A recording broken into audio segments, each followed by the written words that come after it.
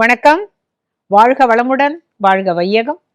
மக்கள் எல்லாரும் எல்லா நாட்களும் எல்லா நன்மைகளும் பெற்று என்றென்றும் மகிழ்ச்சியா இருக்கணும்னு வாழ்த்துறோங்க. இன்னைக்கு நான் ஏற்கனவே சொல்லிட்டேனே, நான் அப்ப எதுக்கு அவரை கேட்கணும்? வேண்டாம். இந்த நான் அப்படிங்கிறது 4000 திவ்ய பிரபந்தம்னு கூட எடுத்துக்கலாம் இல்லையா? இப்போ தேவாரத்தை நமக்கு தொகுத்து கொடுத்தவர் நம்பி ஆண்டார் நம்பிகள். இந்த நாத முனிகள்ங்கிறவர் காட்டு மன்னார் கோவில், சிதம்பரத்துக்கிட்ட இருக்கிற காட்டு மன்னார் கோவில் அப்படிங்கிற இடத்துல அவர் உதித்தார். அவர் பேர் நாத முனிகள். இந்த நாத முனிகள் அந்த ஊர் கோவில்ல இருக்கிற ராஜகோபாலனுக்கு கைங்கரியம் எல்லாம் பண்ணிட்டு வந்தார். அதாவது நாம் எல்லாரும் பிறக்கிறோம், ஆனா ஒருவருடைய பிறவிக்கு காரணம் இருக்கிறது, அதற்கு ஏதோ ஒரு காரியமும் இருக்கிறது. காரிய காரணத்தோடு தான் நாம் பிறக்கிறோம். ஆனா நமக்கு அது புரியறது இல்லை. பிறகுறோம், ஏதோ வாழ்ந்தோம் போனோம் அப்படி இல்லை. இந்த நாதமுனிகள் யாரும் செய்யாத ஒரு காரியத்தை அவரால் சாதிக்க முடிஞ்சது. நம்மாழ்வார் காலத்துக்கு பிறகு இந்த பாசுரங்களை பாடுவது என்ற வழக்கு ஒழிந்து விட்டது. ஏன் அப்படி? 1 வருஷமா 2 வருஷமா 4000 வருஷமாக இந்த பாசுரங்கள் பாடுறதே நின்னு போச்சுன்னாக்க ஏன்? எதனால? அதுதான் அங்கேயும் இறைவன் திருவிளையாடல் தான். இந்த நாதமுனிகள் அந்த ராஜகோபாலனை அப்படி ஆசிரியப்பாராம். அவர்கிட்ட உத்தரவு வாங்கிட்டு இவர் திருக்குடந்தை போகிறார். அங்கே சார்ங்கபாணி கோவில் இருக்கிறது அல்லவா? அந்த சார்ங்கபாணி கோவில்ல இவர் வழிபாடு செஞ்சுட்டு இருக்கும் பொழுது தென்னாட்டிலிருந்து வைணவ அடியார்கள்லாம் சில பேர் இந்த பாட்டை பாடினா. எந்த பாட்டு? இதோ கேளுங்க. ஆறாவமுதே அடியேன் உடலம் நின்பாலன்பாயே, நீராயலைந்து கரைய உருக்குகின்ற நெடுமாலே, சீரார் சென்னல் கவரி வீசும் செழுநீர் திருக்குடந்தை, ஏறார் கோலம் திகழக் கிடந்தாய் கண்டேன் எம்மானே. இந்த பாடலை கேட்டதும் இவர் அப்படியே ஆச்சரியப்பட்டு, இவ்வளவு அழகான பாடு, இது ஏது? அப்ப அவங்க சொன்னாங்க, இந்த பாடல் எல்லாம் எங்களுடைய குரு சொல்லி கொடுத்த, நாங்கள்லாம் பாணர் வழி வந்தவர்கள். எனக்கு இங்கதான் ஒரு சந்தோஷம். அங்கேயும் பாணர் மரபில் வந்தவளால் பண் கிடைத்தது. இங்கும் பாருங்க, பாணர்கள் சொல்றாங்க எங்களுடைய குரு ஒருத்தர் இருக்கார், அவரால தான் எங்களுக்கு இந்த பாட்டெல்லாம் தெரியும்.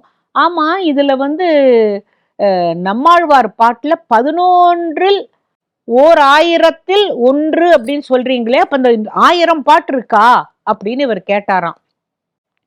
எங்களுக்கு தெரியாது சுவாமி, எங்களுக்கு 11 பாட்டு தான் தெரியும். அதுல கடைசி பாட்டுல அந்த 1000 பாடல்களில் இந்த 11ன்னு வந்திருக்கு, அவ்வளவுதான் எங்களுக்கு தெரியும் அப்படின்னு உடனே, இப்ப நான் என்ன பண்றது, எனக்கு எப்படியான தெரிஞ்சுக்கணுமே அப்படின்ன பொழுது, எங்களுடைய பரம்பரையில் வந்தவர் தான் கண்ணினுன் சிறுத்தாம்புங்கிற பாசுரத்தை பாடியிருக்கார் மதுர கவி ஆழ்வார். அவருடைய வழியில நாங்க வந்திருக்கோம். அவருடைய சிஷ்யன் பராங்குசதாசர் என்பவர் தான் எங்களுக்கு சொல்லி கொடுத்தார்.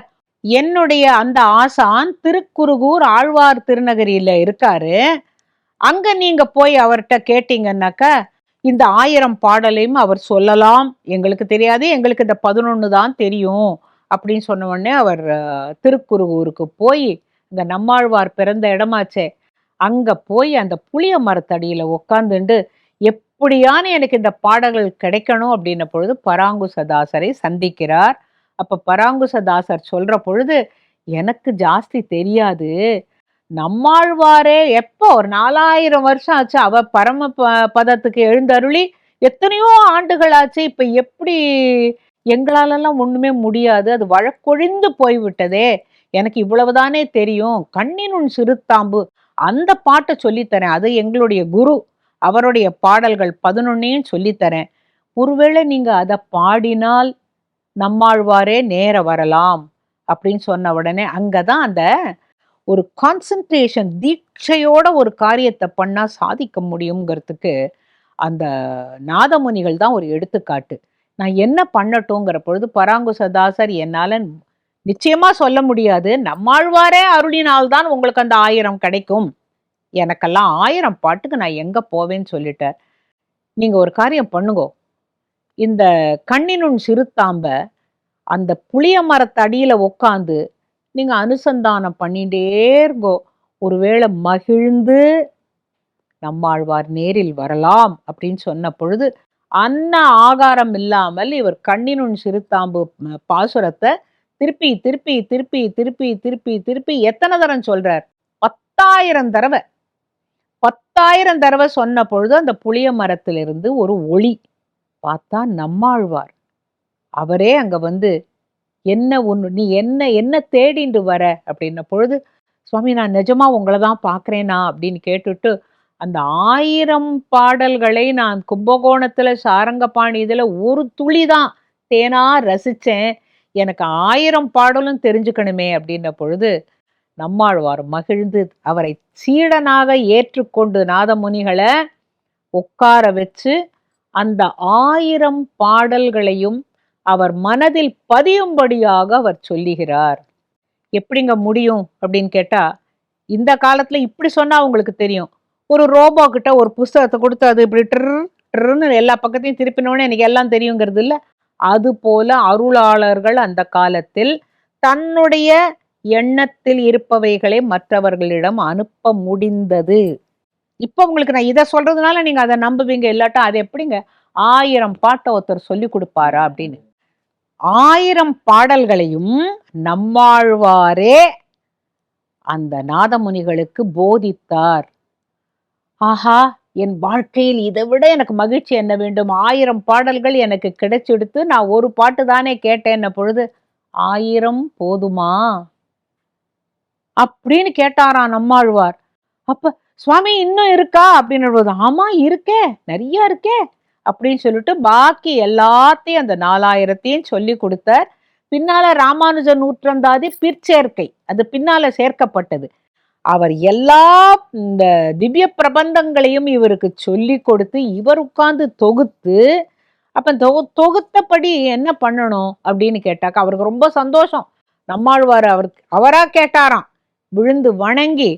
அப்ப நம்மாழ்வார் என்ன சொன்னாராம், சரி நீ இதை தொகுக்க போற, இதுல சுவாமி நீங்க இன்னும் ஒரு லைன் சொல்லியிருக்கேளே, அது எப்படி யமனுக்கு அதிகமாக வேலை இருக்காதுன்னு ஒரு வரி வருதே, அது எப்படி யமனுக்கு அதிகமாக வேலை இருக்காது அப்படின்னு கேட்டா, கலி கன்றி அப்படின்னு உடனே நம்மாழ்வார் தன்கிட்டேந்து ஒரு விக்கிரகத்தை எடுத்து கொடுத்து, இது வந்து பவிஷ்யத்தில், அதாவது பூத அப்படின்னாக்க நடந்தது, பவிஷ்யம் என்ற எதிர்காலத்தில் இந்த உலகத்தை உய்ய வைப்பதற்காக இவர்தான் வருவார் அப்படின்னு ஒரு சிலையை எடுத்து அவர்கிட்ட கொடுத்து, இதை நீ எடுத்துட்டு போ, உனக்கு பாக்கி எல்லாம் தன்னால நடக்கும் அப்படின்னு நம்மாழ்வாரே இந்த 10,000 முறை பாடியதற்காக பிரத்யக்ஷமாகி இவர் கையில் தரப்பட்ட சிலை யாருடையது அதையும் நம்ம பார்க்கலாம். இப்போ அந்த சிலையை மார்போடு அணைச்சு 4000 பாடல்களும் கிடைச்ச சந்தோஷத்துல வரார்.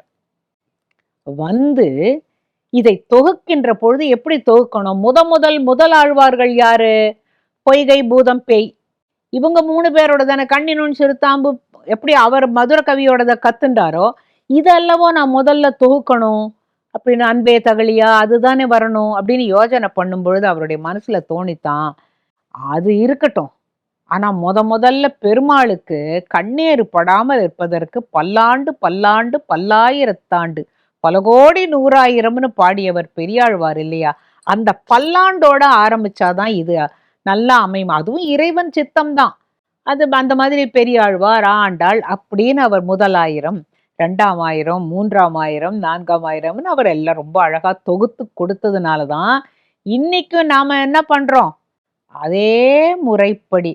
எனக்கு நான் ஏன் தேவாரத்தையும் சொல்றேன் பிரபந்தத்தையும் சொல்றேன் அப்படின்னு கேட்டாக்க, ரெண்டுமே வழக்கொழிந்து போய் அருளாளர்களால் மட்டுமே மக்களுக்கு கிடைக்க வந்திருக்குனாக்க, இப்ப 4000 திவ்ய பிரபந்தத்துடைய பெருமைய ரொம்ப பேருக்கு தெரியாது. ஏதோ கோவில்ல எல்லாரும் கோஷ்டியா பாடிட்டு இருக்கான்னு இல்ல, ஒவ்வொரு வீட்லயும் ஒரு திருமுறை புத்தகமும் இருக்கணும், ஒரு பிரபந்த புத்தகமும் இருக்கணும். ஏன்னு கேட்டா இதெல்லாம் அருளாளர்களால் நமக்கு இறையருளால் அப்படியே வாங்கி நம்ம கையில கொடுத்துருக்காங்க.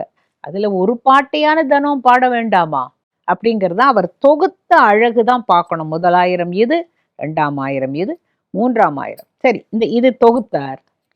தொகுத்த பிறகு என்னாச்சு, நாதமுனிகளுக்கு அவருக்கு நிறைய சீடர்கள், அதுல உய்யக்கொண்டார்னு ஒருத்தர், அவர்கிட்ட தன்கிட்ட ரொம்ப நாளா வச்சுட்டு இருந்த அந்த சிலையை கொடுத்து, இவரை நீ கண்டுபிடித்து உலகத்திற்கு தெரியப்படுத்த வேண்டும்னு சொல்லிட்டார் அவர். உய்யக்கொண்டார் போய் பார்க்கிறார், இது இந்த மாதிரி எங்க போய் தேடுறது, இது யாருடைய சிலை, யாராக இருக்க முடியும் அப்படியெல்லாம் சொல்லிட்டு அவர் காஞ்சிபுரத்துக்கு வரார். காஞ்சிபுரத்துக்கு வருகின்ற பொழுது திருக்கச்சி நம்பிகள் கிட்ட நிறைய சீடர்கள் இருக்கா. அதுல ஒரு அழகான இளைஞன், அப்படியே ஆஜானு பாகுவா, தாமரை மலர் போன்ற கண்களோடு, அகன்ற தோளுடன், அப்படியே எம்பெருமானே வந்து உட்கார்ந்த மாதிரி ஒருத்தர். அவரை பார்க்கிறார், இந்த சிலையை பார்க்கிறார். ரெண்டும் ஒரே மாதிரி இருக்கே, இவர்தான் அது. அவர்தான் யாருன்னு கேட்டாக்கா ராமானுஜர்.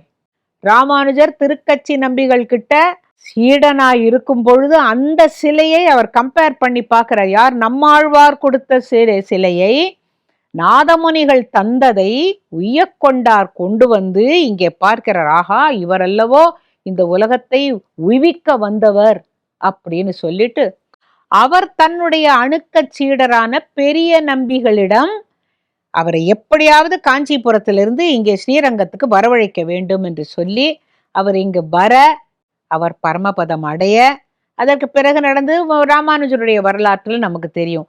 எதிர்காலத்தில் உலகத்தை உய்விக்க வருகின்ற ராமானுஜரை இனம் கண்டு கொண்டவர் இந்த உய்யக்கொண்டார். இதற்கான மூல சிலையை தந்தவர் நம்மாழ்வார் அப்படிங்கிற வரலாறெல்லாம் பல பேருக்கு தெரிய வாய்ப்பில்லை. ஆனா தெரிஞ்சுக்கணும். ஏன்னு கேட்டா, இந்த திருக்கச்சி நம்பிகள் அவர்கிட்ட இருந்து இங்க பெரிய நம்பிகள் கூப்பிட்டதுனால தானே இவர் ஸ்ரீரங்கத்துக்கு வந்தார். வந்து இன்றளவும் அவர் வந்து உலகத்திலேயே இதுவரையில் இல்லாத பல அற்புதங்களை செய்தவர் ராமானுஜர் அப்படிங்கிறது மட்டும் இல்லை. ஒரு கோவில்னா எப்படி நடத்தணும், எப்படி சாப்பாடு கொடுக்கணும், இறைவனுக்கு என்னெல்லாம் பண்ணணும் அப்படிங்கிறதெல்லாம் ஒரு முறைப்படி வகுத்தவர். ஒரு இப்போ உங்களுக்கு புரியறாப்புல சொல்லணும்னா ஒரு சூப்பர் குரு அப்படின்னா ஸ்ரீமத் ராமானுஜர் அப்படிங்கிறது தான் எனக்கு மனசுல தோன்றது. ஆக இந்த கதையில உங்களுக்கு பல விஷயங்கள் புரிஞ்சிருக்கும்னு நினைக்கிறேன். ஆனா முடிக்கிற போது எனக்கு என்ன சொல்லணும்னு தோன்றதுன்னா, ஸ்ரீமதே ராமானுஜாய நமக அப்படின்னு சொல்ற பொழுது, ராம அனுஜன் யாரு? ராமனுடைய தம்பி லக்ஷ்மணன், இளையாழ்வார், இப்படியெல்லாம் தோன்றுது. ஆனா முதல் வார்த்தை என்ன? ராம். நீங்க வடக்க மகாராஷ்டிராலெல்லாம் பார்த்தீங்கன்னா ஒருத்தர் பார்த்துக்கிற பொழுது குட் மார்னிங் வணக்கம் எல்லாம் சொல்ல மாட்டாங்க. நம்ம நாட்டில் வணக்கம் சொல்றோம் இல்லையா, அங்க வந்து ராம் ராம் அப்படிங்கிறாங்க. இந்த ராம் ராம்னு சொல்ற வழக்கத்தை யார் உண்டாக்கினா அப்படின்னா சமர்த்த ராமதாஸ். சிவாஜி மன்னன் ஆண்டு கொண்டிருந்த காலத்துல ஒரு நாளைக்கு அவர் காட்டு பக்கம் வந்துட்டு இருந்த பொழுது அங்க ஒரு நதி, அந்த நதியில தண்ணியை வாரி குடிச்சிட்டு கைகாலெல்லாம் அலம்பிக்கும் பொழுது யாரோ ரொம்ப அழகா பாடுற சத்தம் கேட்டதாம். இந்த பாட்டு யார் பாடுறான்னு அவர் தேடிண்டே போனா அங்க ஒருத்தர் உட்காந்து வெறும் கௌபீனம் மட்டும்தான் தெரிச்சிருக்கிற, வேற ஆடையே இல்லை, அந்த இனிய குரல்ல ராமநாமத்தை பாடுகிறார். ராமநாமத்தை விதவிதமா பாடுறார் அவர். பறவைகள்லாம் வந்து உட்காந்துருக்கு, மிருகங்கள்லாம் இருக்கு, மரங்கள் கூட அசையாம அப்படியே கேட்டுன்னு இருக்கிற மாதிரி சிவாஜி ராஜாக்கு ஆச்சரியமா போச்சான். இயற்கையோடு இயைந்து வாழ்கிறார் ஒருத்தர், அவர் பாட்டுக்கு இயற்கையும் அப்படியே மயங்கி போய் இருக்குமா?